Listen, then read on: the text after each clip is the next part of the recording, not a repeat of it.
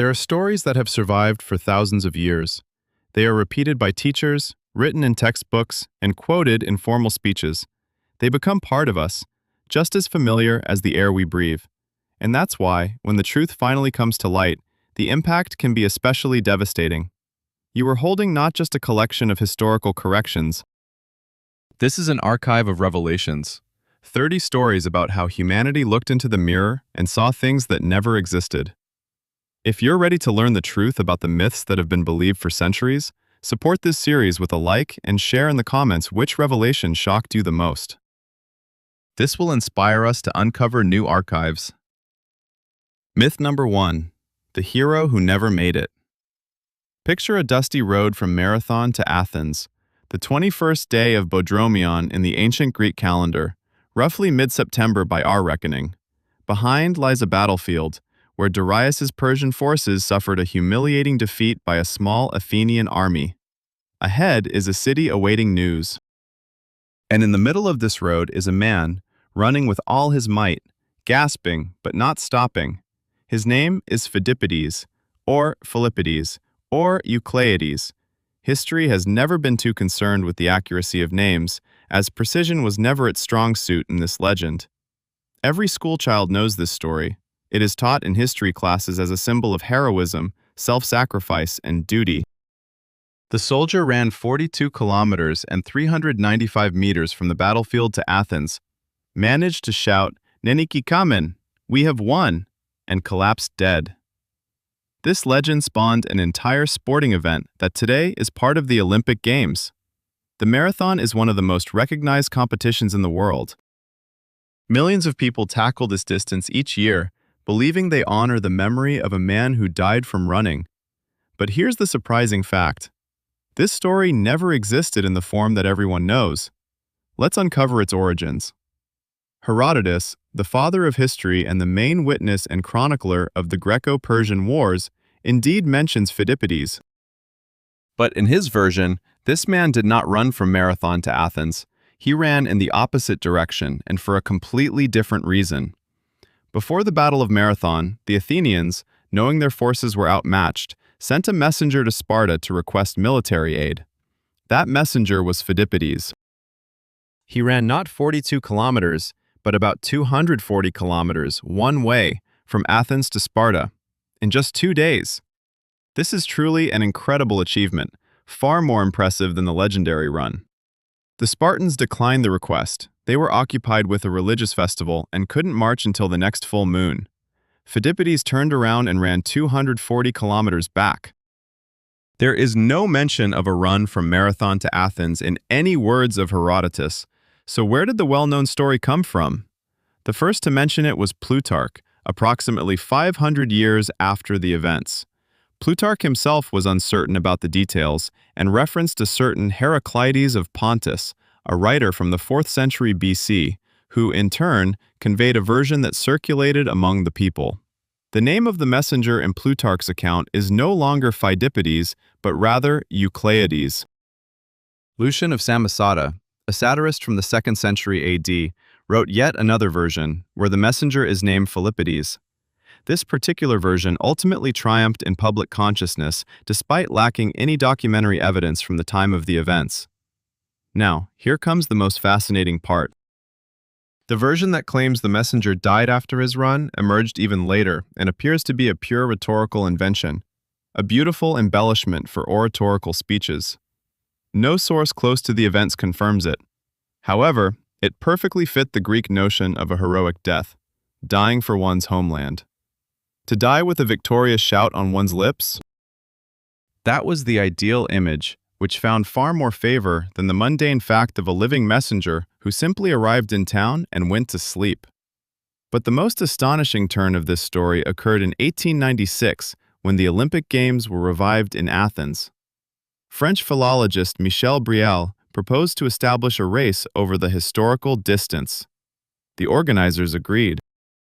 They measured the distance anew, establishing a route from the village of Marathon to the Olympic Stadium in Athens. It came out to be about 40 kilometers. The first victor, a Greek runner named Spiridon Louis, finished to thunderous applause from the crowd. Greece gained a national hero. The myth became a competition. The competition became a tradition.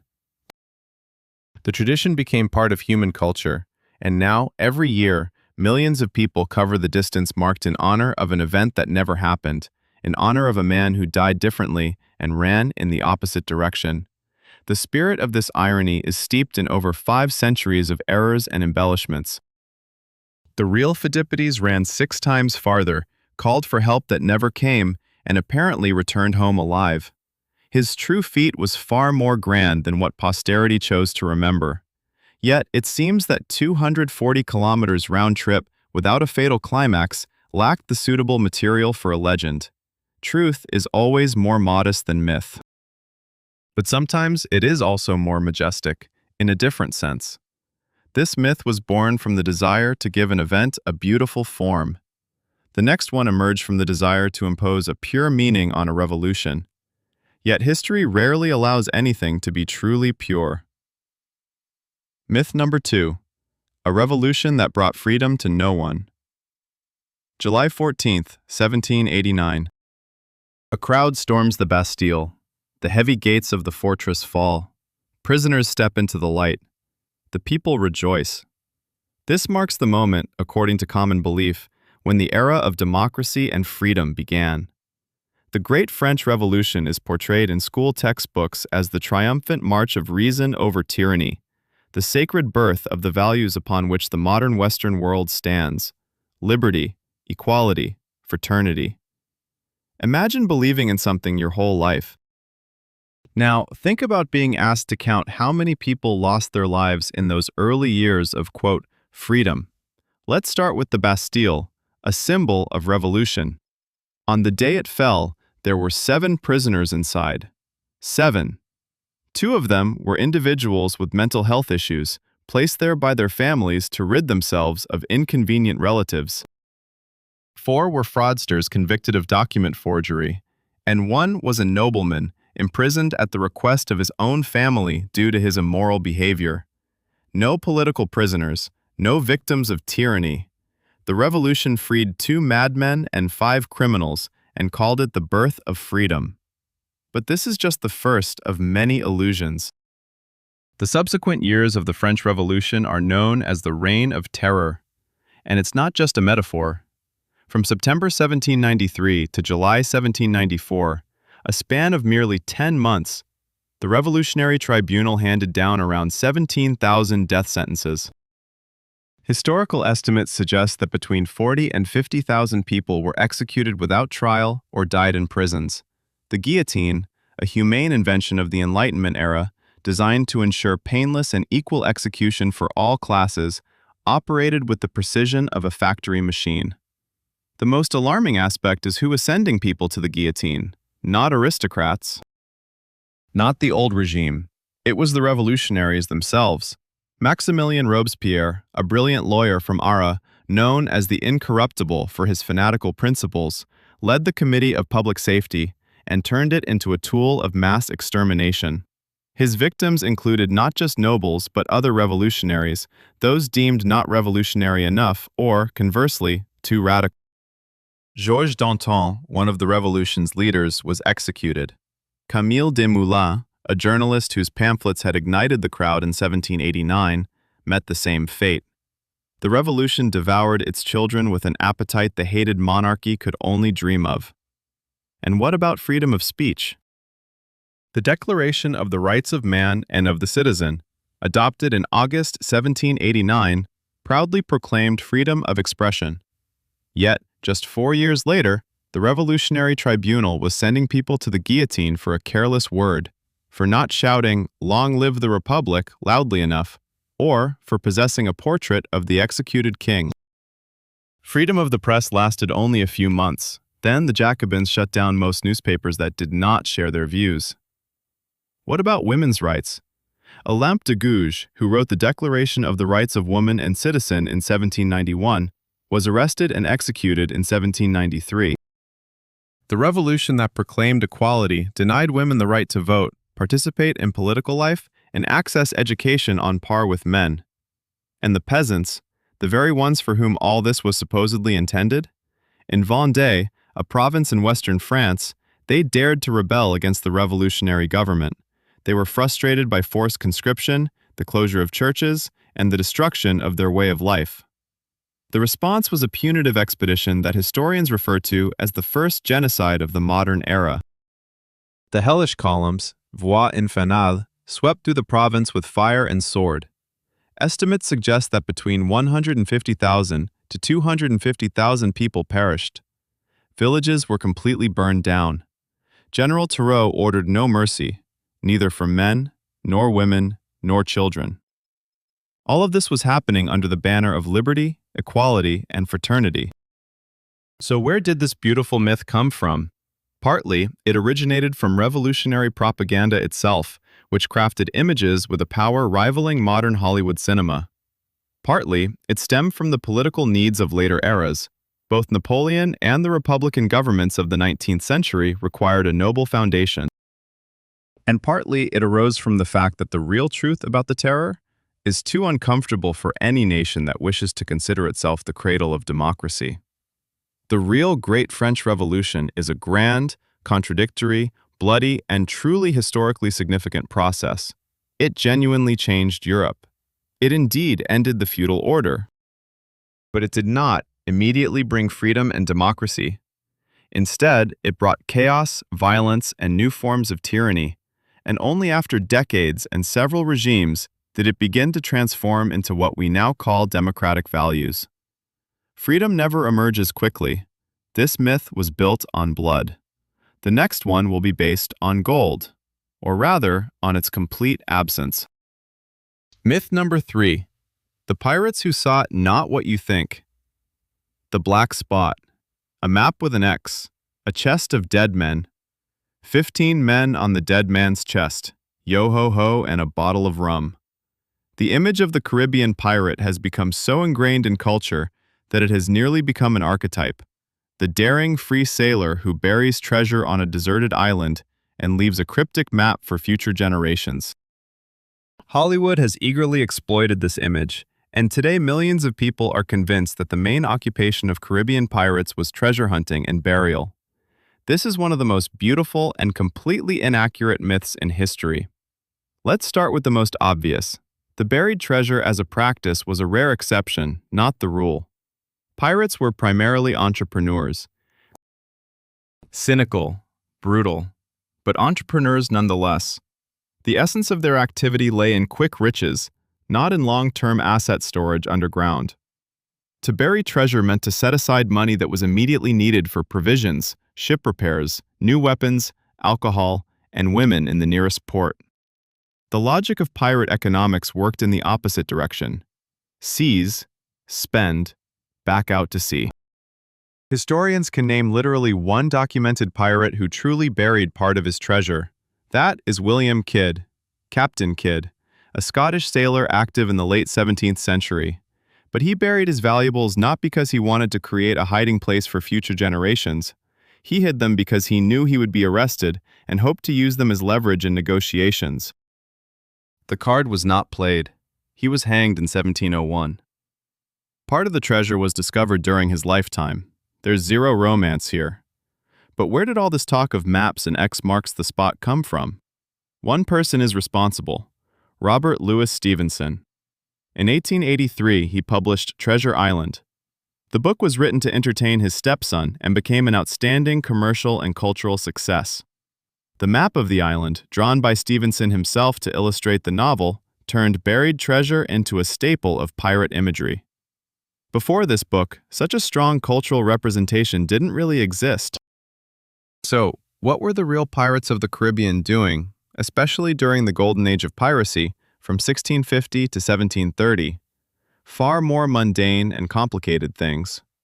Many of them started as privateers, that is, officially licensed pirates sanctioned by the government. The English, French, and Dutch crowns issued privateer licenses that allowed attacks on Spanish trading ships. This was a legitimate business driven by state orders. Henry Morgan, often portrayed as a bloodthirsty pirate today, was more of a military entrepreneur in service to the English crown and ended his life as the lieutenant governor of Jamaica. The real economy of piracy revolved around slavery, smuggling, and trading looted goods, fabrics, spices, metals, which were immediately sold in ports. Some pirates established complete logistical chains. They had buyers on shore, corrupt officials, and trading networks. This was a shadow economy, not a romantic adventure for lone individuals. The most striking fact that shatters the pirate myth?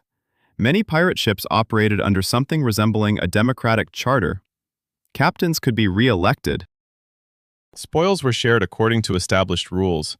Ordinary seamen received agreed-upon shares, and compensation was given for injuries. There were codes of conduct. Some of these codes predated similar documents in law-abiding societies. Pirates invented something like an early social contract, long before the term entered philosophy. So, the pirates of the Caribbean did not bury treasure, nor did they draw maps with X's, and they didn't build their wealth on secrets. They were brutal, pragmatic, maritime entrepreneurs, many operating with government approval, and their romance was created by 19th century writers in hindsight. The real story of piracy is one of colonial economies, state violence, slavery, and human ingenuity under extreme conditions, far less romantic, far more human, and far more terrifying. This myth was crafted by a writer for the sake of a good story. The next one existed on its own simply because the name turned out to be too convincing. Myth number 4. The war that wasn't a war. The 100 Years' War, the very name sounds like a sentence. 100 years of relentless bloodshed between France and England. 100 years of campaigns, sieges, and battles where cavalry tramples foot soldiers and archers change the course of history. 100 years without a break. This is how it's taught in schools. This is how it's portrayed in movies. This is how it lives in the collective consciousness. Look at the dates. 1337 to 1453. 116 years. Not quite 100. But let's assume that's just rounding. The main issue lies elsewhere. There was no singular 100 Years' War. This term was coined by French historians in the 19th century to describe a series of separate conflicts, truces, treaties, and peaceful periods, all tied together by a common cause: the territorial and dynastic claims of English kings to the French throne. The term 100 Years' War was not used by contemporary observers of the events. To them, these were separate wars with different names: the Edwardian War, the War of Charles V, the Lancaster War.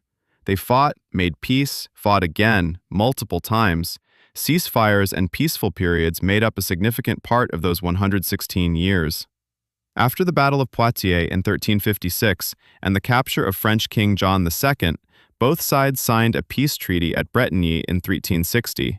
This peace lasted for 9 years, long enough for an entire generation to grow up without knowing war. Then war resumed, then a truce, followed by a lull of nearly 40 years until Henry V resumed hostilities in 1415. If you add up all the periods of active combat, you'll find that real warfare accounted for less than half of those 116 years. However, the more significant point is that the very notion of a war between France and England as two nations is an anachronism. In the 14th century, the concept of a French nation in the modern sense didn't exist. The French South spoke Occitan and regarded the Parisian North with great suspicion. The Burgundians, one of the largest regions, switched sides to the English at one point and actively fought against their own. Many French nobles had obligations to the English crown through the feudal oath system. This was not a war of two nations. It was a series of feudal conflicts that descendants later reinterpreted as a national struggle. A prime example of this reinterpretation is Joan of Arc. Her image in modern perception is thoroughly national. She fights for France against England. But in 1429, the concept of France as a unified entity didn't even exist for most French people. Joan fought for the legitimate heir to the French throne, Charles VII, against those who backed another claimant. This was more a civil war with foreign involvement than a war between two states. So why did 19th century historians consolidate these conflicts into one? Because the 19th century was an era of nationalism. an era of creating nation-states, national myths, and national histories. France needed an epic tale of survival, while England sought a story of heroic conquests. The Hundred Years' War fit perfectly for both narratives, if only the scattered conflicts could be woven into one monumental story. The reality was far more complex, much less linear, and resembled human life, a tapestry of compromises, setbacks, days when nothing happened, and years when both sides simply tiredly stared at each other across the channel. This myth was crafted by historians for ideological reasons. The following myth was born from awkwardness. Myth number 5. The illiterate barbarian who created the world's first postal system. Genghis Khan. The very name sounds like a thunderclap. A Mongolian warrior, emerging from the steppes, drenched in blood, he rampaged from the Pacific to the Caspian Sea. In the collective consciousness, he appears as the embodiment of primal strength, devoid of any sophistication, a barbarian who could only kill and burn. A true barbarian par excellence, the complete opposite of civilization. This perception is so deeply rooted that even serious historical works sometimes perpetuate it. However, every aspect of this image is either incorrect or requires a radical reassessment. Let's start with literacy. Temujin, Genghis Khan's true name, grew up in the harsh conditions of the Mongolian steppes, where a written tradition was virtually non-existent. The Mongolian language did not have its own script before his reforms. But Genghis Khan didn't simply accept this as a given. Around 1204, after conquering the Naimans, one of the Mongolian tribes, he discovered a captured Uyghur scribe named Tatar Tonga among the prisoners. Instead of executing him or turning him into a slave, Genghis Khan ordered him to adapt the Uyghur script for the Mongolian language. This was a deliberate state reform, the creation of the first Mongolian writing system. He also commanded that his sons be taught this script. The man who could not read or write established a writing system for an entire nation. Next is the legal system. The Mongolian Yasa, Genghis Khan's code of laws, was one of the most systematic legal documents of its time. It regulated trade, taxation, military service, judicial processes, and diplomacy. The Yasa prohibited blood revenge, established rules of inheritance, and included articles on religious tolerance, phenomenal by 13th century standards. The Mongolian Empire officially declared equality of all religions before the law at a time when the European Inquisition was sending people to the stake for heresy. The postal system, Yam, was a true technological marvel. Across the empire, from China to Poland, stations equipped with horses and provisions were spaced at regular intervals. Couriers could cover in one day the distance that would normally take an ordinary traveler a week. Government and military messages were transmitted through this network with astonishing speed. Marco Polo, who visited the empire half a century after Genghis Khan's death, described the system with undeniable admiration and awe. Trade. The famous Pax Mongolica, the Mongolian peace, allowed the trade routes of the Silk Road to operate with an efficiency that was unprecedented both before and after. Merchants from China could reach the Mediterranean relatively safely because the entire territory was under unified control. Genghis Khan personally guaranteed the safety of trade routes and harshly punished those who attacked merchants. For a man often seen as the enemy of civilization, he demonstrated remarkable concern for the infrastructure of exchange. Religious policy. Genghis Khan himself practiced traditional Mongolian shamanism, yet his court was home to Christians, Buddhists, Muslims, Taoists, and Confucians. His close advisors and military leaders belonged to various faiths. This was not merely tolerance, it was a deliberate policy enabling him to govern a vast, multi-religious empire. Where did the image of the illiterate barbarian originate? From the accounts of the defeated. Most written records about the Mongols were left by those who suffered at their hands: Chinese, Persian, Russian, and European chronicles. Those who survived depicted the conquerors in the darkest terms, and that's understandable. Destruction was real, and the casualties were immense. But destruction is only one part of the Mongolian story. Construction was another part, and it is discussed far less. Genghis Khan was one of the most pragmatic and administratively skilled rulers in human history. His illiteracy, if it even existed in the sense we understand it today, did not hinder him from creating state institutions that his descendants would inherit and use to govern the largest land empire that ever existed on Earth for 2 centuries. This myth was born from fear of the other, of what turned out to be stronger. The next myth arose from a misconception about how discoveries are made. Myth number 6, the explosion that no one planned. 1867. Alfred Nobel stands in his laboratory looking at spilled nitroglycerin. According to the famous and endlessly circulated legend, it was at this precise moment that an accident led to the discovery of dynamite, the chemical soaked into diatomaceous earth, a loose material that filled the boxes for transporting nitroglycerin, and Nobel suddenly realized he had found a way to make explosives manageable. A chance occurrence, pure coincidence. Fate intervened, and the world changed. This story is so compelling that it's repeated in every biography of Nobel.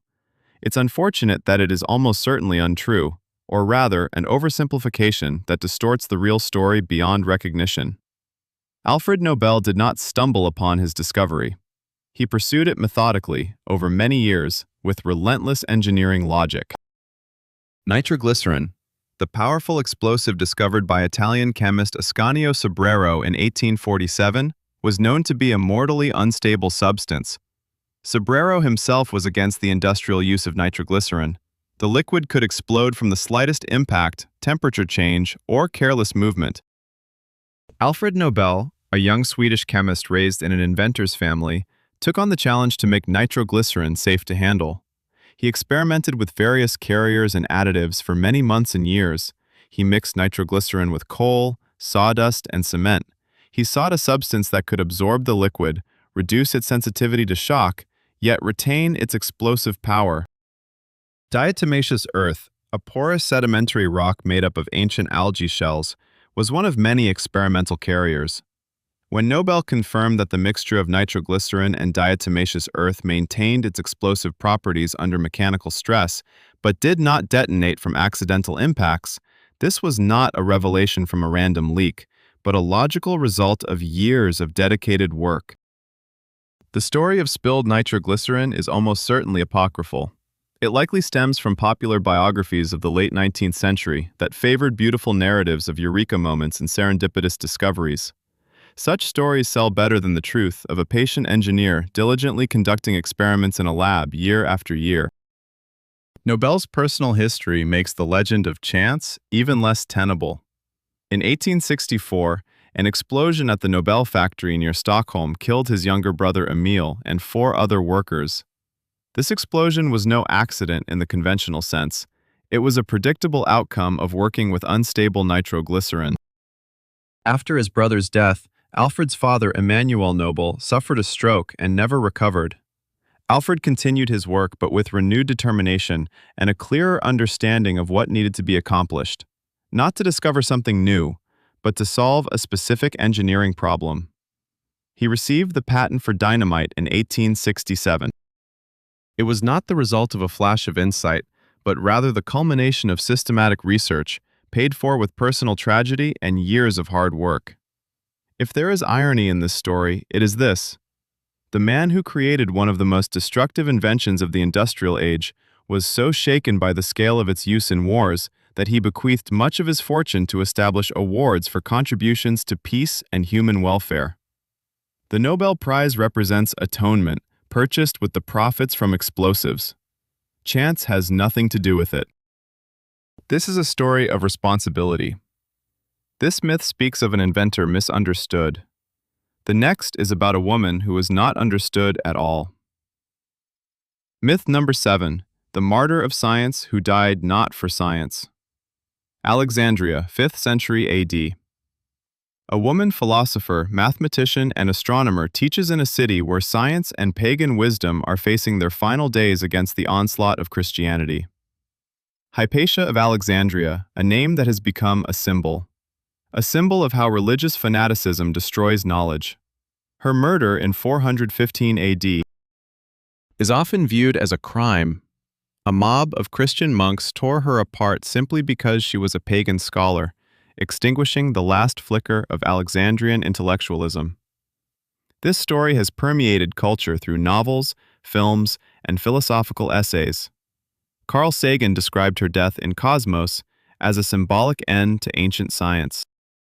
The film Agora by Alejandro Amenabar, released in 2009, depicted her martyrdom for science with cinematic power. However, the reality is far more complex, painful, and lacking such convenient symbolism. Hypatia was indeed an outstanding scholar. The daughter of the mathematician Theon of Alexandria, she inherited her father's position and taught philosophy and mathematics, Neoplatonism, the works of Plotinus, the geometry of Apollonius, and Ptolemaic astronomy. Her students came from various cities, including Christians. Synesius of Cyrene, one of her pupils who later became a Christian bishop, wrote her enthusiastic letters right up to her death. She was not an antagonist to Christianity per se. In 5th century Alexandria, the rigid boundaries between pagan science and Christian knowledge simply did not exist. So why was she killed? The answer lies in politics, not theology. Alexandria in the early 5th century was a city of sharp political contradictions.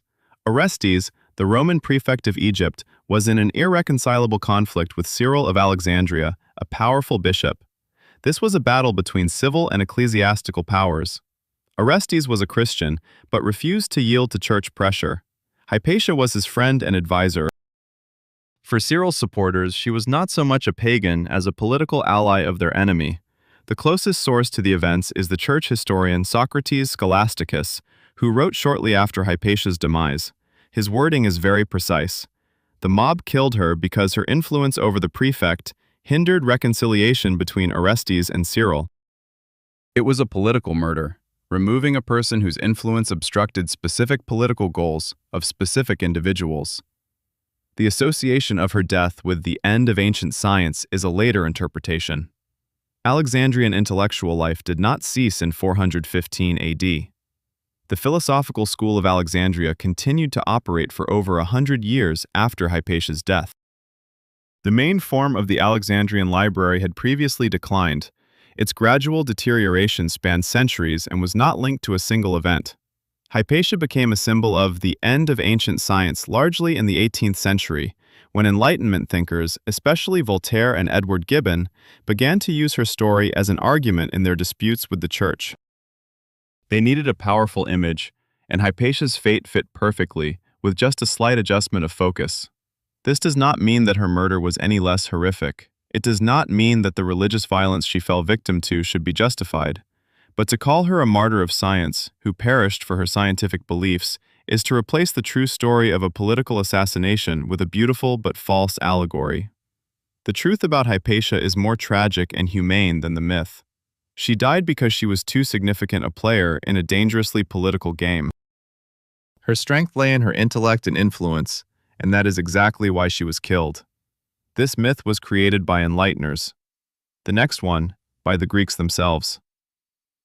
Myth number 8, the Olympic peace that never was. Every 4 years, the world pauses wars. Athletes gather in Olympia, the spirits of the gods hover over the stadium, and for a few days, humanity lives without bloodshed and violence. The Olympic truce, ekacheria, is one of the most enduring myths about ancient Greece. It is quoted at the opening ceremonies of the Games. Diplomats reference it. It is used as an argument that sports can bring nations together. In reality, it was much more modest. Ekacheria did in fact exist. This is a historical fact. A truce was declared before each Olympic Games, signifying a cessation of hostilities during their duration. But the first question that needs to be asked is, cessation of hostilities, on what scale? The first clarification.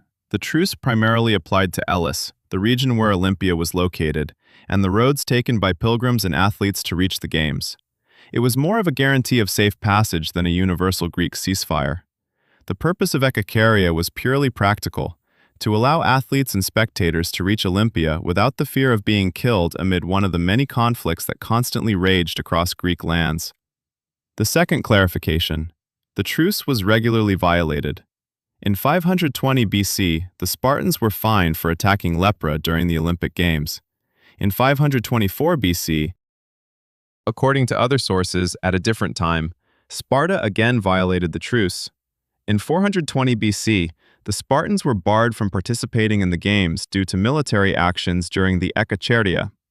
The third and most crucial point, the Olympic Games themselves were political to the core. Victory in competitions provided the city-state with enormous propaganda capital. Athletes did not compete as individual sportsmen, but as representatives of their city-states. A win was valued specifically because it enhanced the prestige of the hometown. Political alliances and rivalries played out right on the stadium. At those same Olympic Games of the 5th and 4th centuries, diplomatic meetings, political speeches, and displays of power took place. Thucydides describes how Alcibiades, the brilliant and scandalous Athenian politician, entered 7 chariots in the Olympic Games of 416 BC, aiming to impress allies and intimidate enemies. The games were a political tool, and who could participate? Only free Greek men, not slaves. Not women. They not only did not compete, but were completely barred from the stadium under the threat of death. Married women. Unmarried women theoretically could watch. Not barbarians.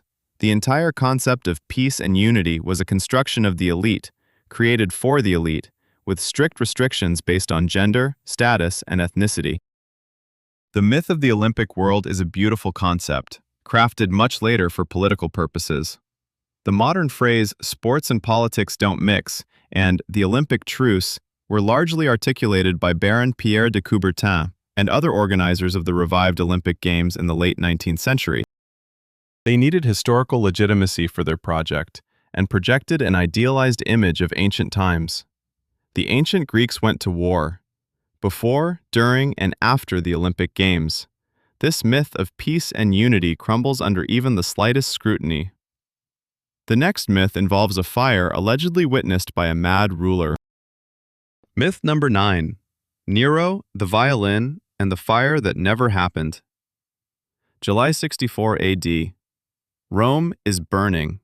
The fire, which started in the area of the Circus Maximus, spreads at a terrifying rate through the wooden districts of the greatest city in the world.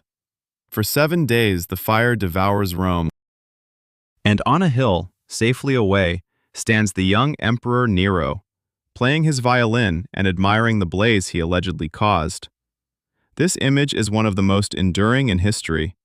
It serves as a metaphor for irresponsible leadership, the selfishness of power, and the madness of a tyrant.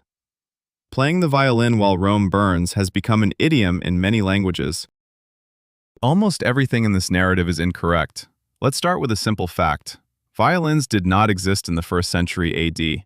This instrument was invented in northern Italy around the 16th century. Ancient sources describing Nero playing during the fire mention the lyre, a string instrument similar to the harp. The violin appeared in the story much later, when it made its way into European cultural tradition. But what's far more significant is what Nero was actually doing during the fire.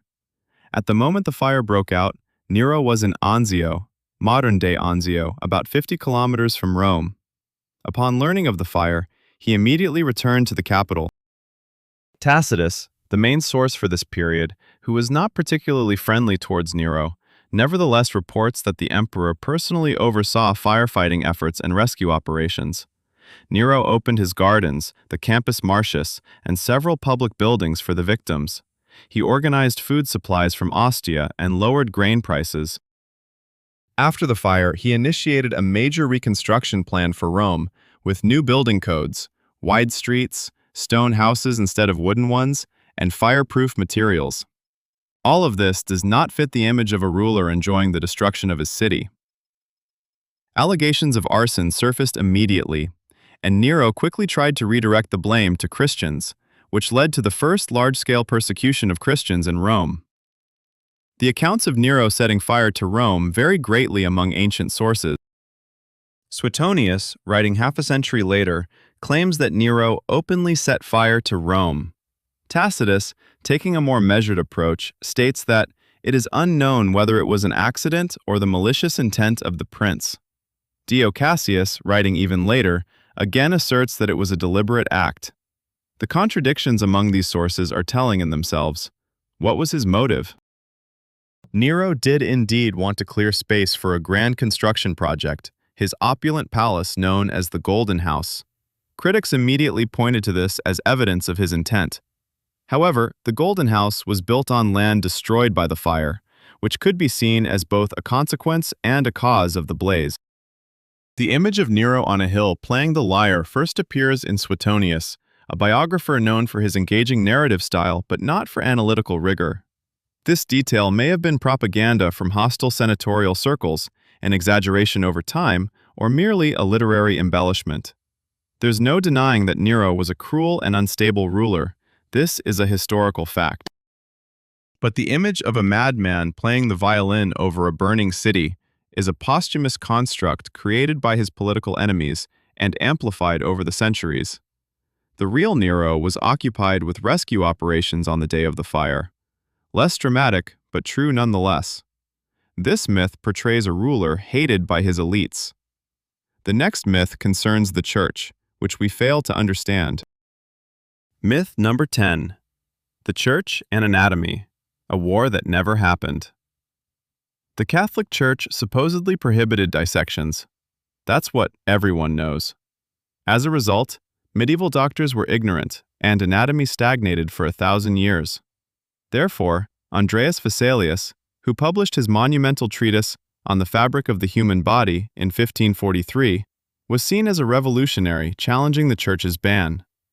The secularization of science supposedly freed anatomy from a millennia of shackles.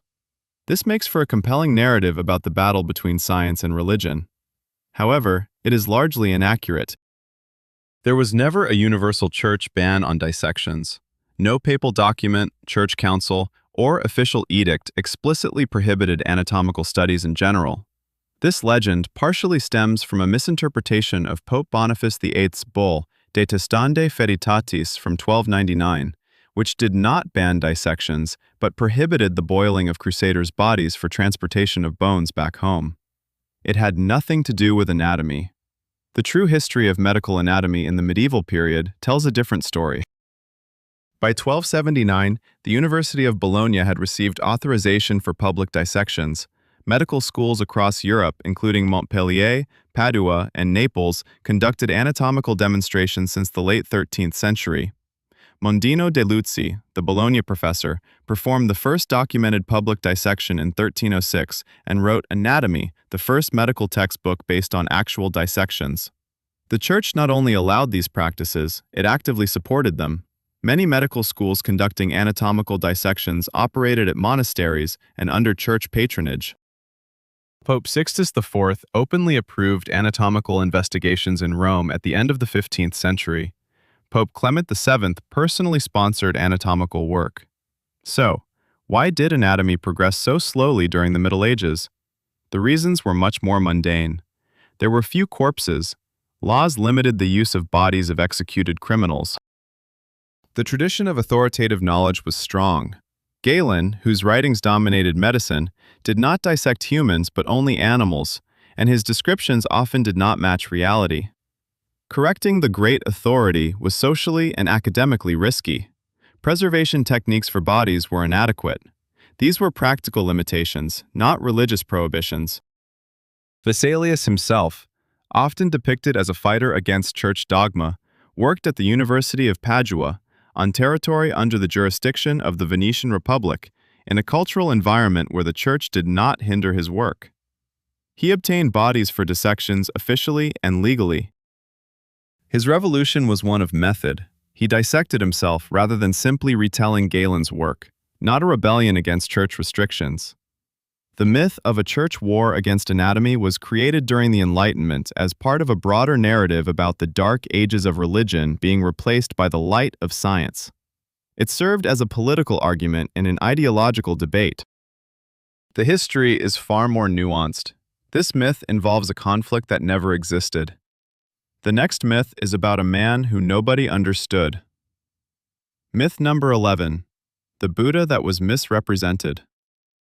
In any Chinese restaurant around the world, in any souvenir shop from Bangkok to Buenos Aires, you will find him. A plump, laughing, bald monk with a huge belly and a broad smile. He rubs his belly. It's said to bring good luck. He sits in a relaxed position, symbolizing contentment and prosperity. His name is Buddha. He is the founder of Buddhism. This is the commonly accepted version. This version is almost completely inaccurate. The chubby laughing monk is not Siddhartha Gautama, the historical Buddha. He is a completely different person, a Chinese monk from the 10th century named Budai, also known as Hotei in Japanese tradition. Budai lived in Zhejiang province during the Five Dynasties period and was known for his eccentricity, kindness, and habit of carrying a large bag of gifts for children. He became a character in popular legends and was later identified with the future Buddha Maitreya. However, Budai has no relation whatsoever to the historical Buddha, Siddhartha Gautama, who lived around the 5th to 4th century BCE in Nepal. The real Siddhartha Gautama was the complete opposite of the rotund figure. He was an ascetic, a prince who willingly renounced luxury and spent years in extreme self-denial, eating very little and subjecting his body to rigorous trials. Traditional depictions of Gautama show him as a slender, often very thin man with delicate facial features. His spiritual journey began with the rejection of bodily pleasures. The essence of Buddha's teachings is based on the middle way, a balanced approach between asceticism and hedonism. However, the middle way does not mean living in comfort and rubbing your belly. It's a philosophical concept that opposes extremes, both excessive self-denial and overwhelming indulgence in desires. In Buddhist teachings, wealth and physical comfort are more often seen as obstacles on the path to enlightenment than signs of it. How did this misunderstanding arise? Through a synthesis of cultures. As Buddhism spread from India through Central Asia to China, it absorbed local beliefs and imagery. Chinese folk spirituality valued symbols of abundance and good fortune. The figure of Budai, a cheerful, generous bearer of gifts, perfectly matched this demand. Merchants wishing to display a talisman for prosperity at their entrance preferred a jolly fat man over a stern ascetic. This image spread through trade networks and, over the centuries and through various cultural filters, was perceived by Western tourists and traders as representation of Buddha. This myth became deeply embedded in Western mass culture, and today, millions of people around the world buy Buddha figurines, rub his belly for good luck, and have no idea that they are venerating an image of a medieval Chinese eccentric monk, completely unrelated to Buddhist philosophy or its founder. The authentic historical Buddha sits in temples in a different pose, slender, focused, distant from commercial good fortune. This myth was created by trade. The next one was shaped by politics. Myth number 12. Confucius, the official who got fired. Confucius, the great sage of China whose teachings have shaped the system of government, social order, and morality for more than 2.5 millennia. The one whose Lun Yu, Conversations and Judgments, became the foundation of Chinese culture. And, of course, a high-ranking government official who successfully embodied his teachings in the practice of governance. This last point is a myth. And this myth is particularly instructive. Kong Chu, Confucius's real name, was born around 551 BC in the state of Lu into a declining aristocratic family. He did hold government positions, but they were far from what simplifications often attribute to him. In his mature years, he apparently held mid-level posts in the Lu administration, possibly as a granary overseer or a supervisor of public works. Some sources mention a position as the Minister of Criminal Punishments, but this information is unreliable and contested by historians. The key fact that undermines the image of a successful, high-ranking official is that Confucius spent much of his adult life in exile. From around 517 to 484 BC, for about 13 years, he traveled with a small group of disciples through various kingdoms, seeking a ruler who would agree to take him into service and allow him to implement his political ideas. No one agreed. Rulers received him politely, listened to him, offered him hospitality, then sent him on his way. His concepts about ritual, virtue, social order, and enlightened governance seemed either utopian or inconvenient to them. Confucius returned to Lu as an old man, a disillusioned politician who never had the opportunity to put his teachings into practice. He died in 479 BC. At around 72 years of age, reportedly uttering words about the absence of a wise ruler who would take him on as a mentor. The irony of Confucius's story is this: his ideas about governance were not embraced during his lifetime or in his own kingdom, but several centuries later, when the Han emperors made Confucianism the official state ideology. Confucius was a failure in life and a pillar of civilization posthumously.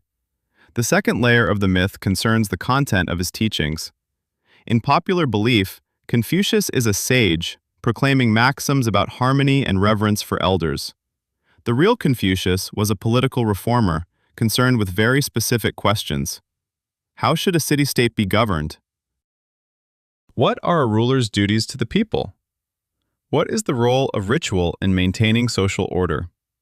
His teachings were primarily a political philosophy, and only secondarily an ethical system in an abstract sense. The man who became a symbol of Confucian statehood never held an official position that aligned with his ideas during his life. This myth is about a man of power who had no power.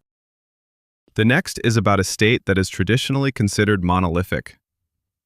Myth number 13, the Sparta we invented. This is Sparta! Muscles, spears, red cloaks, terse phrases, and a relentless military culture. Film has created an image of the Spartan polis as a pure war machine, a state where there is no room for art, poetry, music, or philosophy. Only war, only discipline, only death. The real Sparta was a far more complex and perhaps stranger place. To begin with, Sparta was one of the largest centers of Greek culture, especially during the Archaic period, from the 8th to the 6th century BC. Laconian poetry was highly valued in the ancient world. Tyrtaeus, a Spartan poet from the 7th century BC, wrote military elegies that have become classics of Greek lyric poetry. Alcman, living around the same time, created choral songs, partheneia, that were performed at religious festivals and have survived to us in fragments, striking in their lyrical perfection. Spartan women enjoyed a degree of freedom that was unimaginable in Athens. They engaged in gymnastics publicly, which horrified and amazed visitors from other city-states. They could own property. They could express their opinions. The famous laconic sayings attributed to Spartan mothers, such as, "Return with your shield or on it," reflect a culture where women held significant social status. Sparta actively engaged in diplomacy. Spartan ambassadors were known for their eloquence, concise and precise, but eloquent nonetheless, rather than silent. In religious life, Spartans were conservative but not primitive. Apollo Karneos was their chief god, and his festivals included singing, music, and poetry competitions. It was during the religious festival of Carneia that the Spartans were delayed at Marathon. They could not march to war on sacred days. The famous agoge, the system for raising Spartan boys, was indeed strict, yet it also included education in music, dance, and oral rhetoric. A Spartan warrior had to be able to sing war hymns and articulate his thoughts briefly but accurately. This was part of military training too. So, where did the image of Sparta as an utterly anti-intellectual military machine come from? Partly from Athenian sources. Athenians viewed Spartans with a mix of envy and disdain, and their descriptions were not always objective. Partly because by the classical period, 5th to 4th centuries BC, Sparta had indeed become more isolated and focused solely on military matters. Partly because the Spartans themselves deliberately cultivated the image of the Stoic warrior. This was their propaganda. And significantly, partly from Zack Snyder's film 300, which took Frank Miller's graphic novel and turned it into a global cultural phenomenon. Real Sparta was a state with a rich cultural life, especially in its early period, which gradually prioritized military supremacy, leading to cultural decline. This choice is tragic and instructive in itself. But stating that there was no culture in Sparta misses the most interesting part of the story. This myth was created by film. The next was born from our inattention to detail. Myth number 14. The gray castles were never gray. Medieval castles, dark, gloomy, gray stone structures looming over valleys. Inside, darkness, with torches blackening the walls and drafts sweeping through corridors. Outside, a dismal stone devoid of any decoration. This is the visual language of any historical film or game set in the Middle Ages. In reality, medieval castles were painted in bright colors. This detail, well known to architectural historians and restorers, rarely penetrates the mass consciousness. Yet it is supported by both written sources and chemical analysis of preserved stone surfaces. Castles and cathedrals were plastered and painted, white, red, yellow, blue. Some were adorned with heraldic patterns, stripes, and ornaments. The White Tower in London, the very central tower of the tower, was not called white for no reason. In the Middle Ages, it was whitewashed on the outside. White paint symbolized royal authority, purity, and power. Many English castles were regularly coated with lime, refreshed every few years. French and German castles were painted in red, yellow, and terracotta. The knight's heraldic colors, red, blue, gold, and black, were displayed on the walls both inside and out, declaring the castle's allegiance to a particular noble family. The interiors of castles, often portrayed in films as dark, damp dungeons, were actually plastered and adorned with frescoes. Fragments of medieval paintings, discovered during restorations, show rich narrative scenes, biblical themes, and hunting motifs, vivid, intricately detailed, covering large areas. Floors were tiled with colorful patterns, while textiles, tapestries, curtains, pillows, added warmth and color. So why have we become accustomed to gray?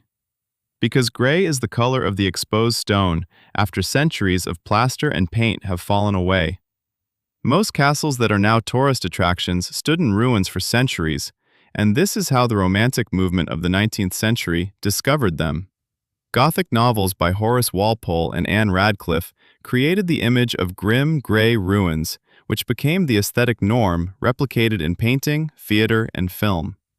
We see the skeletons of buildings and mistake them for living bodies.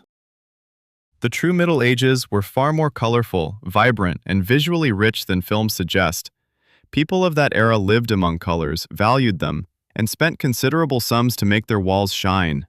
This is one myth about our perception of the past. The next concerns those who built that past. Myth number 15.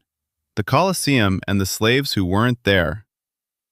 The Colosseum, the greatest amphitheater of the ancient world, could hold up to 50,000 spectators, a symbol of Roman power, and simultaneously a symbol of its cruelty. Its construction was made possible by the plunder of Jerusalem in 70 AD. Flavius Vespasian used the spoils and prisoners to finance this grand project. For this reason, and because construction is generally associated with slave labor in the ancient world, it is assumed that the Colosseum was built solely by slaves. This is not the case, or rather, it is an incomplete truth that distorts history. The construction of the Colosseum, officially titled the Flavian Amphitheater, began around 70 AD under Vespasian and was completed under Titus in 80 AD. Excavations and analysis of construction inscriptions conducted in recent decades have provided unexpected results. Among the builders of the Colosseum were documented skilled workers of various trades who were paid: masons, carpenters, architects, aqueduct engineers, painters, and mosaicists. Inscriptions record payments made to specific workers. The professional construction workforce in first-century Rome was quite diverse. Some of the builders were indeed slaves, owned by the state or private contractors. However, a significant portion consisted of freedmen and free workers, including foreigners who had obtained citizenship or certain privileges. There were skilled craftsmen who worked for pay and formed something akin to professional associations known as collegia. Jewish prisoners captured after the destruction of Jerusalem were indeed used for heavy labor, such as quarrying and transporting stone. Yet, for the construction of a complex engineering structure like the Colosseum, forced labor alone was not enough. The intricate architectural designs, the system of vaults, the arena mechanisms, and the acoustic calculations all required highly skilled specialists who could not operate effectively under coercion. The great construction projects of Rome, such as the Pantheon, aqueducts, and roads, were built through a complex system. State orders were carried out by private contractors who hired a mixed workforce of slaves, freedmen, and free workers. This system was pragmatic rather than ideological. The image of the Colosseum was built solely by slaves arose from an understandable impulse to link a symbol of Roman brutality, gladiatorial fights, with another symbol of it, slavery. This makes logical sense from a moral, rhetorical standpoint. However, historical reality does not always conform to rhetorical logic. This is the myth about construction. The next one is about destruction. Myth number 16. Tamerlane is not the successor of Genghis Khan. Tamerlane, Timur the Lame, a conqueror whose campaigns in the late 14th and early 15th centuries left behind mountains of skulls from India to Turkey. He is commonly viewed as the direct successor to Genghis Khan, the Mongol conqueror who carried the will of the Great Steppe. He is referred to as the last great nomadic conqueror, the heir to the Mongolian military tradition, whose campaigns were seen as a natural continuation of Mongol expansion. This is a clever propaganda narrative that Tamerlane himself deliberately crafted, and one that we have accepted uncritically. Timur ibn Taragai Barlas was born in 1336 in Kesh, modern-day Shahisabz in Uzbekistan.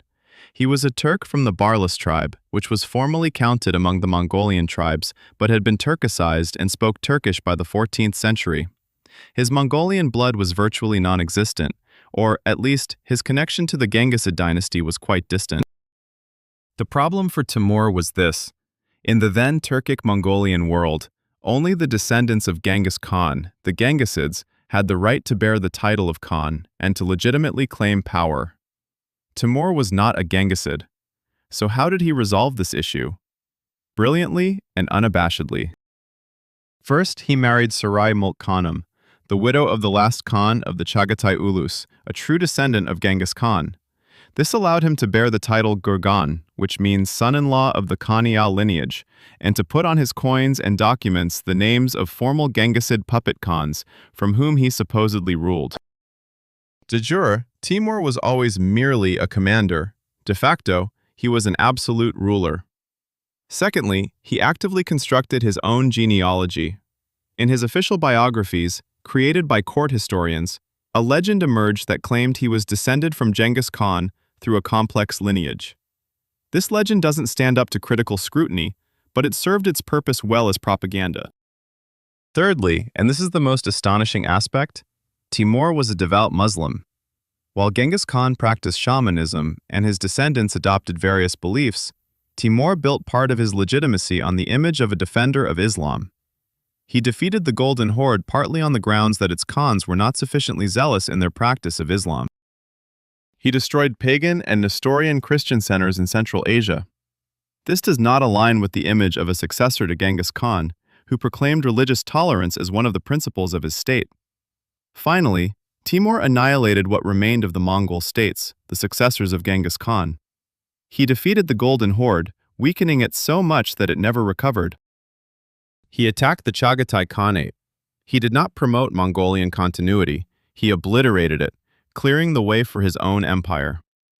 The image of Timur as the new Genghis Khan is his own promotional project, which we, the descendants, have taken at face value. This myth was created by the conqueror himself. The next one was formed by those who sought to simplify history. Myth number 17. Castes that always changed. The Indian caste system, considered the oldest and most rigid social order in human history. It features 4 Varnas, Brahmins, Kshatriyas, Vaishyas, and Shudras, believed to have existed since time immemorial, with each person born and dying in the caste they were born into. An unchanging hierarchy rooted in Vedic antiquity, lasting for thousands of years. Monolithic. The real story of the Varna caste system is one of constant change, competition, regional diversity, and political manipulation. First, Varnas, the 4 major categories described in the Rig Veda and other Vedic texts, and Jatis, the actual endogamous groups we typically refer to as castes in a practical sense, are different concepts. Varnas are a theological concept, Jatis are a social reality. Their relationship has never been straightforward, and it has constantly evolved. Second, movement within the system was real, albeit limited. Whole groups of Jatis could raise or lower their status over time, through the accumulation of wealth, military conquests, marriages into higher status groups, or through religious patronage. Indian historical sources are filled with evidence of such mobility. Many royal dynasties of the subcontinent belonged to castes that were formerly considered lower than Kshatriyas, but achieved Kshatriya status through political ascent. Third, the system significantly varied across different regions. What was considered normal in Bengal might have been unknown in Rajasthan. Local Jatis had no equivalents in other parts of the country. The so-called all-Indian caste system was more of a collection of regional systems with common principles than a single, monolithic structure. The most significant historical turning point that challenges the notion of an unchanging system is the role of the British colonial administration in the 19th and early 20th centuries. They played a crucial role in codifying and defining caste as a rigid category. During census taking, British administrators required every individual to declare their caste, transforming what was once a flexible, regional concept into a formal, legal designation. Some groups, which previously claimed multiple caste identities depending on the context, were pinned down to a single category. Joanna Rowe and other researchers of the colonial era have demonstrated how British policy of indirect rule, governing through traditional institutions, prompted local elites to define caste boundaries more rigidly to maintain their privileges. The idea of an unchanging, thousand-year-old caste system was largely a product of colonial construction on top of a more flexible historical reality. This does not imply that historical forms of social hierarchy in the subcontinent were not harsh and unjust. They were. But they were dynamic and subject to change. The monolith is a construct of a later time. This myth of unchangingness is a falsehood. The next myth is about language. Myth number 18. French was not always French. French is the language of diplomacy. Everyone knows that. For centuries, international negotiations were conducted in French, treaties were signed, and courts exchanged letters. The word diplomacy itself evokes sophisticated French speech and the grandeur of Versailles. This is an ancient tradition with roots in the medieval era. However, French became the language of international diplomacy much later than commonly believed, and quite recently lost this status. For most of the Middle Ages and early modern period, Latin was the language of international correspondence. Letters between European monarchs, papal bulls, international treaties, and university debates were all in Latin. Latin was not a living spoken language, but this made it perfectly suited for diplomacy. It was neutral, understandable to educated people across Europe, and did not give an advantage to any particular side. French began to supplant Latin in the diplomatic sphere gradually, around the 17th century, when the French monarchy under Louis XIV became a dominant power in Europe. The Versailles court became a model to emulate. French fashion, French architecture, French cuisine, and, of course, the French language. Other European courts adopted French because association with this culture was a marker of high status. The most significant precedent was the Peace of Westphalia in 1648. Some parts of the treaty were written in Latin, while others were in French. Over time, French gradually replaced Latin, but the complete transition took more than 50 years. The Treaty of Utrecht in 1713 was the first major international document written exclusively in French. This marked a symbolic shift. It's worth noting that the British side, when signing it, expressed protest. Using the French language gave France a symbolic advantage. French remained the language of diplomacy for about 200 years, until the end of World War I. The Treaty of Versailles in 1919 was written in both French and English. This was the first instance of English being given equal status in international documents. By the mid-20th century, English had effectively replaced French as the primary language of international communication. The eternal language of diplomacy dominated in this role for around 200 years out of 3,000 years of documented diplomatic history. Before French, there was Latin. Before Latin, there were Greek and Akkadian. This myth of French superiority is easy to debunk. The next myth about the Russian reformer requires a bit more nuance. Myth number 19. Peter and the Beards, a joke turned legend. 1698. Peter the Great returns from the Grand Embassy, a journey through Europe where he personally studied shipbuilding, artillery, and Western ways of life. He is full of reformist zeal. And, according to the famous legend, he immediately gets to work. He takes scissors and personally cuts off the beards of the boyars, with his own hands, laughing joyfully, for fun. This story travels from textbook to textbook as an illustration of Peter's reformist character, decisive, unyielding to conventions, willing to demonstrate personally that the old order has crumbled. The real story is more complex and tells of a far more serious political project than a royal prank. Yes, Peter did indeed cut off a few beards himself. This is documented in sources. It happened at a reception with Boyar Shein shortly after his return. According to some sources, the participants were Peter's closest allies and courtiers rather than random boyars. This was more of a demonstrative act, a political performance, than a casual joke. The main point that makes this story much more interesting is that in the same year, 1698, a beard tax was introduced, one of the most unusual fiscal instruments in history. Those who wished to keep their beards had to pay the government. The amount depended on social status. For a first guild merchant, it was 100 rubles a year. For other merchants and townsmen, it was 60 rubles. For nobles, it was 60 rubles. For servants, it was 30 rubles. Peasants were allowed to wear beards for free, but they had to pay a 2 kopeck fee upon entering the city.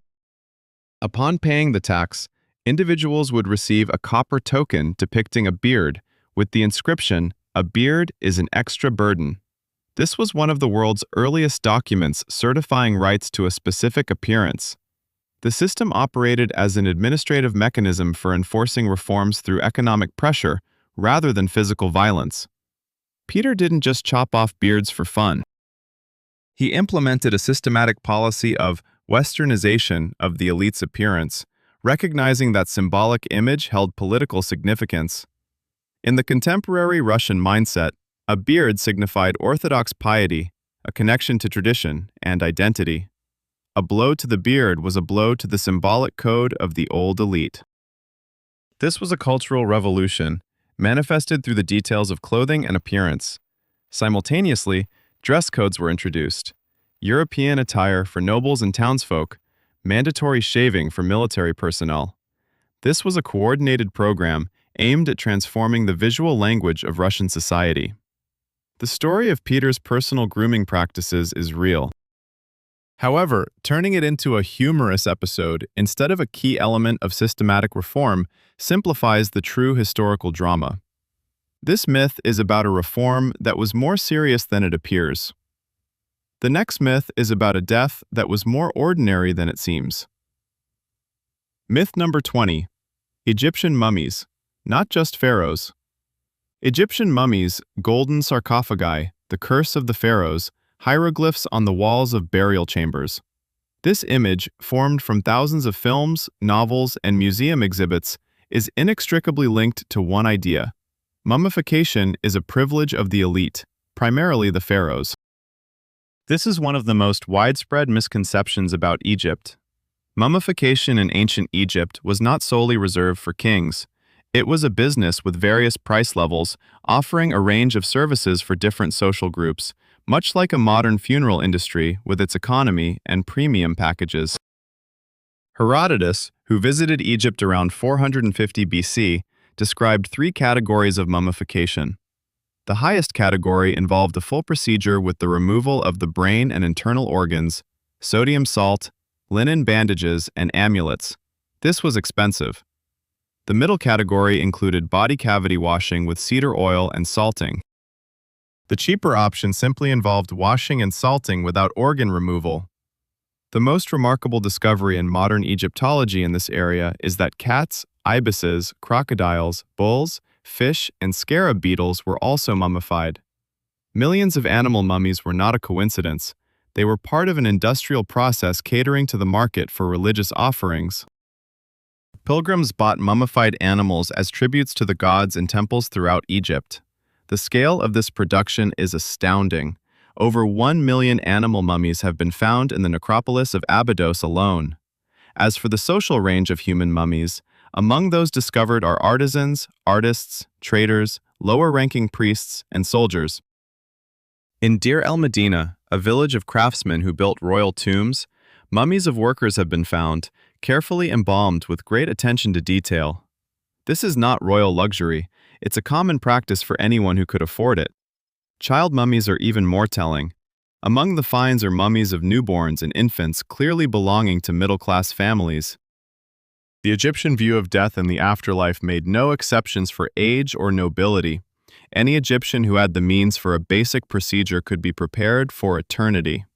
So why do mummies in the collective consciousness resonate solely with pharaohs and nobility? Because it is their mummies that have survived in the best condition, superior materials, advanced techniques, and better tomb protection. Tutankhamun, discovered in 1922, created a sensation precisely because his tomb remained untouched, and this image of immense treasures permanently linked mummies to royal luxury. The true story of Egyptian mummification is one of popular religiosity, accessible, in varying degrees, to wide segments of Egyptian society. Pharaohs were merely the most expensive clients in a long queue. This is the myth about death as the great equalizer. The next is about the birth of a nation, which unfolded differently than what textbooks suggest. Myth number 21. July 4th, the day when nothing was signed. July 4th, 1776. The birth of the United States. The day the Founding Fathers signed the Declaration of Independence. An annual celebration, fireworks, barbecues. We hold these truths to be self-evident, followed by the names of Jefferson, Franklin, Adams, and Hancock. The problem? Most of those signatures were not made on July 4th. Let's break down the timeline. On July 2nd, 1776, the Continental Congress voted on Richard Henry Lee's resolution declaring the colony's independence from Britain. This is the day, July 2nd, that John Adams remarked in his letters would be celebrated by future generations.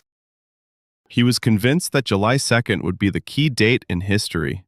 On July 4th, the final text of the Declaration was adopted, after editing Jefferson's draft.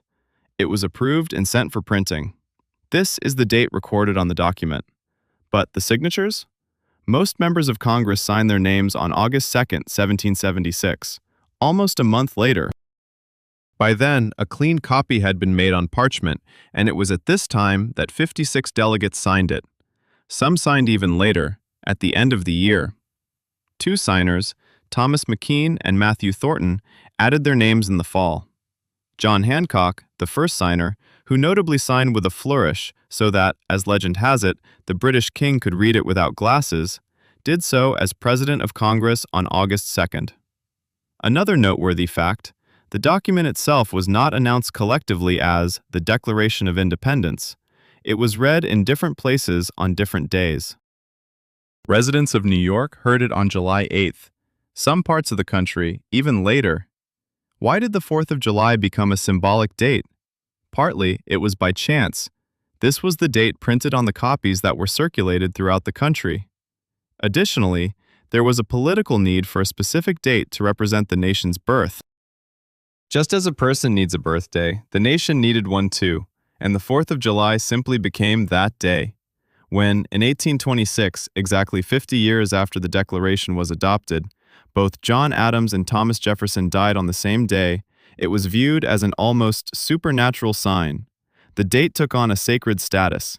Since then, no one has questioned it. This is the myth about how symbolic dates are created. The next myth is about a state often thought of as monolithic for another reason. Myth number 22. The Turkish Ottoman Empire, where not everyone was Turkish. The Ottoman Empire is a Turkish state. This seems self-evident. It was founded by Turks, named after the Turkish dynasty of the Ottomans, and its capital was in Constantinople, modern-day Istanbul, a Turkish city. Could it be any different? Yes, fundamentally different. At the height of its power, from the 15th to the 17th century, the Ottoman Empire was one of the most multinational and polyethnic states in world history. The idea of a Turkish state as an ethnic project not only did not reflect reality, but would have also puzzled its contemporaries. Let's start with the ruling elite. The great viziers, the de facto heads of the Ottoman government, were often not ethnic Turks. A particularly telling institution was the devshirme, the system of recruiting Christian boys from the Balkan provinces, converting them to Islam, and raising them to become state servants and military commanders. Many of them rose to the highest positions. The famous Pargalı Ibrahim Pasha, Grand Vizier under Suleiman the Magnificent, was a Greek from Parga. The Köprülü family, a great political dynasty that provided 6 Grand Viziers in the 17th and 18th centuries, was of either Albanian or Greek origin according to various sources. The Janissaries, the elite infantry that formed the backbone of the Ottoman military, were recruited through the devshirme. They were not Turks, but converted Muslims from the Balkans, Serbs, Greeks, Albanians, and Bulgarians. This is a paradox that is astonishing. The most capable part of the army of the Turkish Empire consisted of former Christians. The official language of the court and administrative matters was Turkish, but just one of several. Arabic was the language of religion and law. Persian was the language of poetry and court culture. Most of the great poets of the Ottoman era wrote in Persian. Greek and Armenian remained languages of significant urban communities. Istanbul, at its peak, was a multilingual city where ethnic Turks constituted a minority. What was the status of non-Muslims? They lived within the system of millets, confessional communities that enjoyed autonomy in matters of personal status, legal proceedings, and education. This was not equality by modern standards. Non-Muslims paid additional taxes, could not serve in the military, and faced restrictions in various areas, but it was far from the total ethnic dominance suggested by the term Turkish state. In the early Ottoman period, the very notion of Turk was almost derogatory in court circles. It referred to an uneducated Anatolian peasant, not a member of the ruling elite. Ottoman identity was defined by adherence to Islam and the imperial institutions, rather than by ethnic origin. The nationalist reinterpretation of the Ottoman Empire as a Turkish state occurred in the 19th century under the influence of European nationalism, fully realized in the 20th century with the establishment of the Turkish Republic by Ataturk, for whom constructing a Turkish national identity was a deliberate state project. This myth is about a national identity created in hindsight. The next one is about a journey that happened differently. Myth number 23. Vikings in America. Not such a coincidence. A storm. Thick fog. A ship blown off course into the open ocean. A few days later, bewildered Vikings spot an unfamiliar shore. A chance discovery of the New World, 500 years before Columbus. This is how the story of the Vikings reaching America is often told. This is a simplification that romanticizes the true history and makes it less interesting than it actually is. Leif Erikson's voyage around the year 1000 was the first documented contact of Europeans with North America. It was not a coincidence. It was a reconnaissance expedition based on specific, known information. The saga of the Greenlanders, one of the main sources, states that a few years before Leif's voyage, an Icelander named Bjarni Herjolfsson had indeed been blown off course by a storm and seen unfamiliar lands to the west. He did not land there, but returned to Greenland and reported what he had seen. Leif Erikson, son of Eric the Red, who established Greenland's settlements, acquired Bjarni's ship and hired part of his crew. He set out on the voyage with a map in his head, or rather, with a verbal description of the route. This was a planned exploratory expedition, relying on specific preliminary reconnaissance data. There were no more coincidences here than in most geographical discoveries, which rarely happen by pure chance. Another important aspect: the Norse settlements in North America were not episodic stops, but part of a long-term project. Lonso Meadows in Newfoundland, discovered by archaeologists in 1960 and now a UNESCO heritage site, was a permanent settlement that existed according to available data for several years. Artifacts from metalworking, structures of various types, and Scandinavian origin artifacts were found there. This was a colonization attempt that ultimately failed due to conflicts with the local population. The Normans referred to North America as Vinland, Markland, and Helluland. They gave it names, viewing it as real geography to be understood, not just a random coastline. This discovery was intentional. The settlement was real. The failure was real too. Conflicts with the Skrellings, the term the Normans used for the indigenous people, made permanent colonization impossible. Yet, this is far more intriguing than simply saying, a storm took the ship away. This myth was born from a romanticized view of adventure. The next myth arose from the need to justify. Myth number 24. Medieval doctors and prayer. Medieval medicine, prayers and bloodletting. No science, no anatomy, no understanding of physiology. Monks mumbling over the dying, and barbers bleeding healthy individuals. The Dark Ages of medicine. This is a caricature that obscures the real history of medieval medicine. Medieval medicine was a system, with its own theoretical foundations, educational institutions, and practical methods. It was incorrect on many fundamental issues, like the humoral theory of Galen on which it was based, yet it never relied solely on prayers for healing. Medical schools in Salerno, southern Italy, existed as early as the 9th and 10th centuries, making them the first systematic institutions of medical education in Western Europe. The Salernitian school developed diagnostic methods, compiled pharmacopoeias, and shared knowledge about medicinal plants. Islamic medicine, through the translations of Avicenna, Al-Razi, and Albucasis, integrated into European practice during the 11th and 12th centuries, bringing surgical techniques, pharmacology, and systematic clinical observations. Avicenna's canon of medicine was taught in European universities well into the 17th century.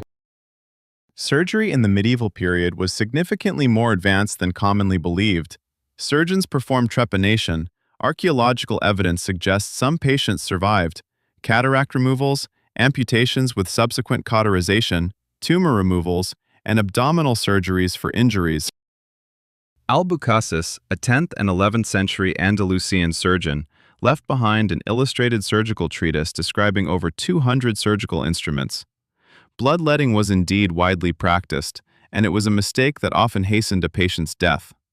However, it was applied within the framework of humoral theory as a logical method for restoring a balance of fluids. This was medicine based on an incorrect theory, but it was medicine, not magic. Monastic hospitals, herbaria, or hospitals associated with monasteries did blend medical care with spiritual support. However, the remedies used there, tinctures, infusions, ointments, had real pharmacological effects. Some of these, such as mold-based treatments, anticipated discoveries that we associate with much later periods. The weaknesses of medieval medicine were real and significant, but just by praying is a caricature, not a historical fact. This myth revolves around ignorance that is more complex than it appears. The next myth is about a discovery that was not as it is described. Myth number 25.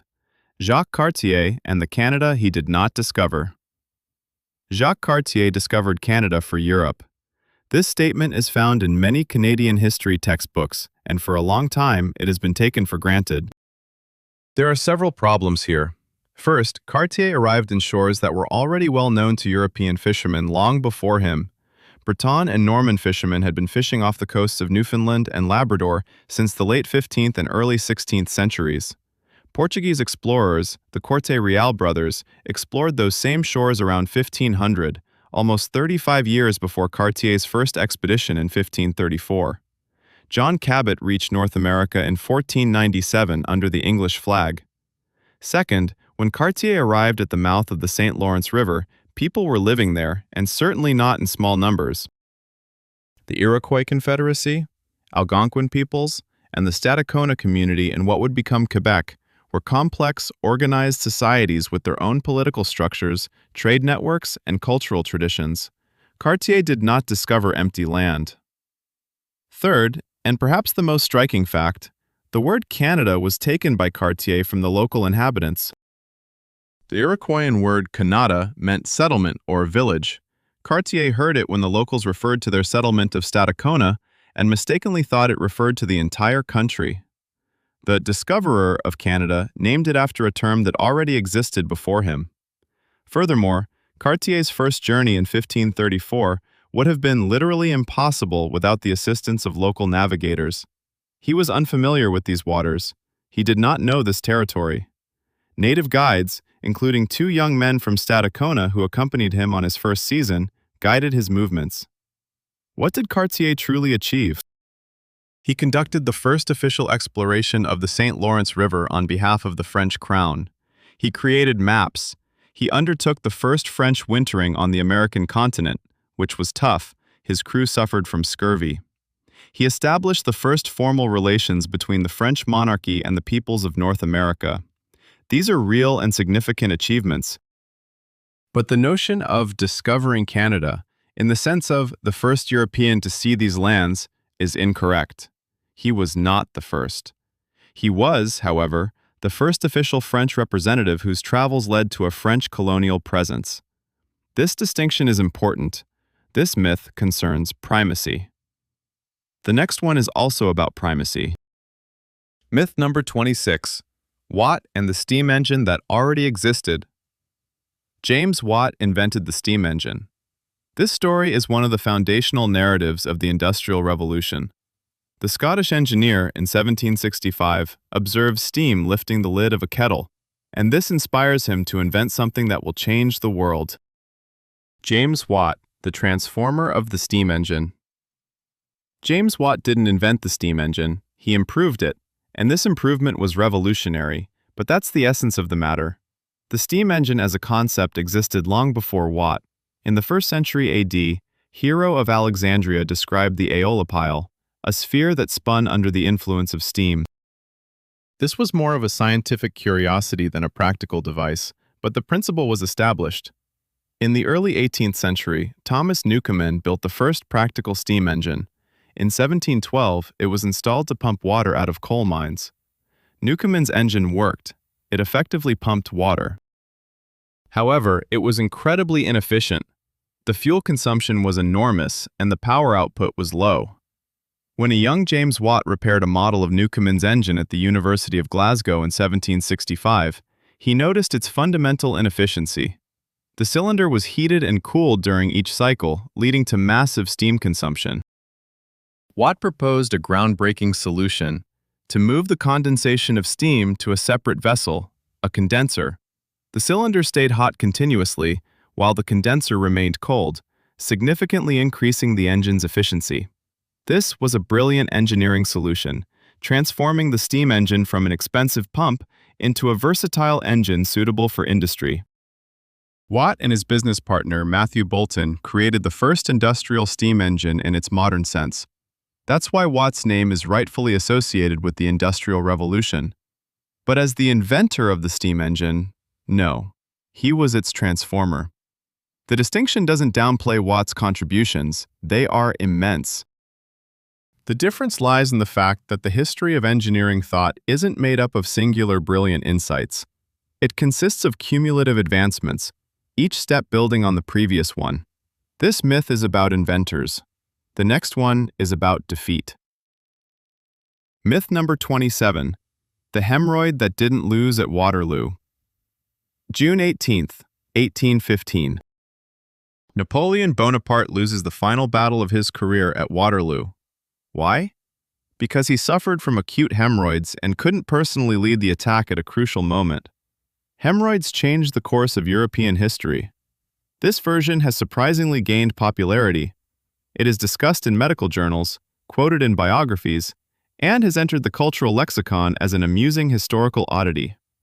The problem is, this explanation appears to be a gross simplification, elevating a minor medical fact to the status of a historical cause. Let's start with the fact that Napoleon indeed had health issues during the 100 Days, his last campaign before Waterloo.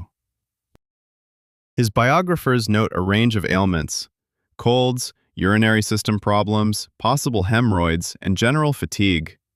In 1815, Napoleon was not the vigorous commander he had been at Austerlitz or Jena. He was 45 years old, and years of campaigning were clearly taking their toll. But it wasn't hemorrhoids that caused Napoleon's defeat at Waterloo. First, the delayed start of the battle was a tactical decision. Napoleon chose to wait for the ground to dry after the rains before initiating artillery fire, not because of any physical incapacity. Some historians view this choice as a mistake that allowed Wellington time to fortify his positions. However, it was a commander's decision, not a forced pause due to pain. Second, the arrival of Blücher's Prussian troops was a decisive factor. Napoleon aimed to defeat Wellington's army before the Prussians arrived. They appeared sooner than he anticipated. Marshal Grouchy, tasked with pursuing the Prussians, failed to engage in the battle, and this was not related to Napoleon's health issues.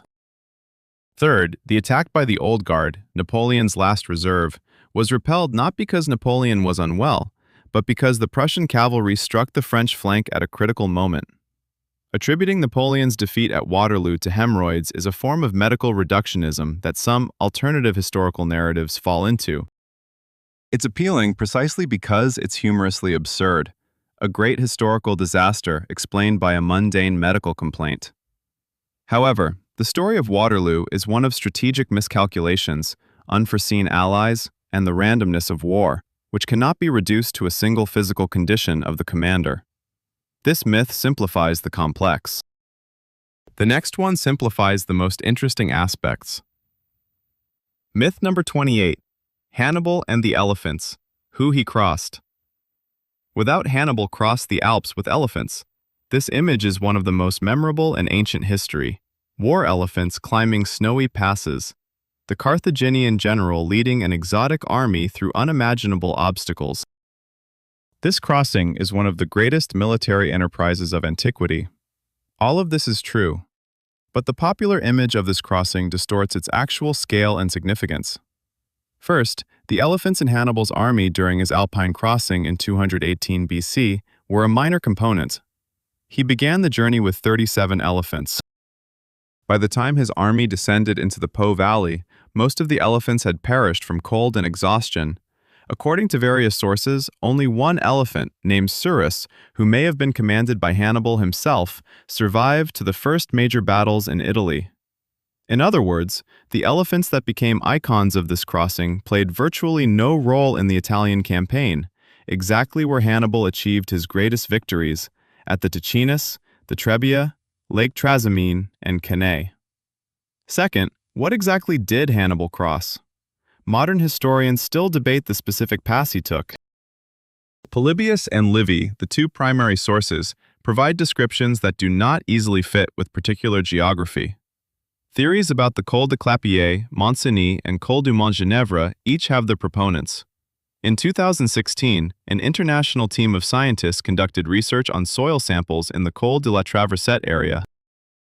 They discovered traces of horse manure and parasites typical of North Africa, indicating this specific pass. However, this is not the final answer. Thirdly, the real horror of the crossing wasn't in the elephants, but in the people and horses involved. Hannibal left Spain with about 50,000 infantry and 9,000 cavalry. By the time he reached northern Italy, only around 20,000 infantry and 6,000 cavalry remained. He lost more than half of his army due to fatalities, exposure to the cold, desertions, and ambushes by local mountain tribes. This resulted in catastrophic depletion of resources even before the first battle. The fact that he managed to deal Rome 3 crushing defeats in a row, with Cannae being one of the most devastating defeats in Roman history, speaks volumes about his military genius, far more eloquently than any elephants ever could. Refocusing on the elephant simplifies the narrative, taking the most exotic element of the story and placing it front and center, overshadowing the logistical, military, and human feats of a much larger scope. This myth revolves around an exotic notion that obscures the essence. The next myth is about a tradition that didn't exist until a certain point in time. Myth number 29. Samurai and the Bushido. Written by descendant samurai. Code of Honor. Bushido, the way of the warrior, is the ancient moral code of Japanese warrior culture, which samurai lived by and died for. This image permeates everything, from Hollywood movies to management books that recommend applying Bushido principles in business. The problem is that Bushido, as a written code, isn't an ancient tradition. Its main text was composed in the early 20th century, largely for a Western audience. Bushido, The Soul of Japan, is a book by Inazo Nitobe, published in 1901 in English. Nitobe, a Japanese Christian scholar educated in Europe and the United States, wrote it in response to his American wife's question about the Japanese concept of morality. The book was written in English for a Western reader and described Japanese warrior ethics through concepts familiar to European chivalry and Protestant morality. It was a work on cross-cultural concepts rather than a strict historical study. The term Bushido itself appears in Japanese sources very rarely before the 19th century. The concept of the way of the warrior as a formalized code emerges in texts like Hagakure by Yamamoto Tsunetomo, written in the early 18th century. However, this work was from a specific samurai in a specific domain, expressing his personal views rather than a widely accepted code. Real samurai of medieval Japan, the feudal period from the 12th to the 19th century, lived by much more pragmatic and contradictory rules.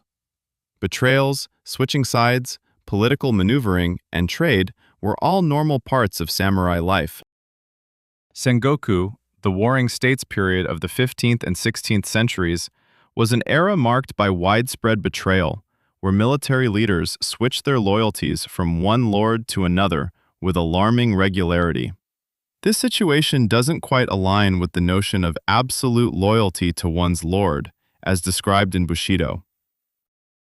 The concept of seppuku, or ritual suicide, did exist within samurai culture, but it wasn't universally mandated. Many samurai lost battles and did not commit seppuku, and many survived the deaths of their lords to continue living. Ronin, samurai without lords, were a common part of Japanese society, not outcasts doomed to die.